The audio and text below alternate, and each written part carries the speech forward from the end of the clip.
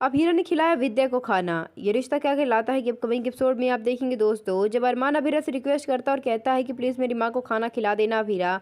हम सब लोगों ने ट्राई कर लिया लेकिन फिर भी माँ खाना खाने के लिए तैयार नहीं है। उन्होंने 2 दिन से कुछ भी नहीं खाया है। अगर तुमसे पॉसिबल हुआ तो प्लीज़ तुम मेरी माँ को खाना खिला देना।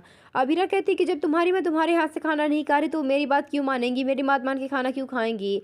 अरमान कहता है क्योंकि तुम दूसरी हो। इतना सुनते ही अरमान को लगा कि कहीं अभीरा को बुरा लग गया। वो कहता है सॉरी सॉरी मैं गलती से बोल गया।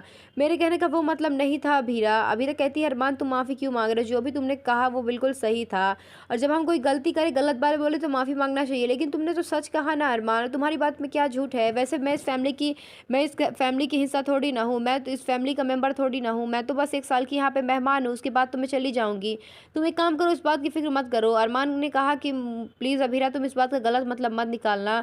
मैं तुम्हें बुरा फ़ील नहीं कराना चाहता था, ना ही मेरा ऐसा कुछ कहने का इरादा था। गलती से मुँह से निकल गया।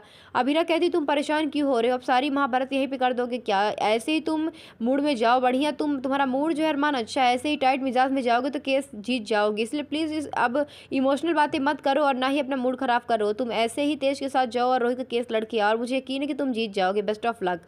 मैं तुम्हारी माँ को खाना खिला दूंगी, बेफिक्र रहो। अरमान वहाँ से चला जाता है जब अभीरा इतना कहती है। अभीरा खाना लेके विद्या के पास जाती है। विद्या अकेले बैठी रहती है, वो रोहित की याद में।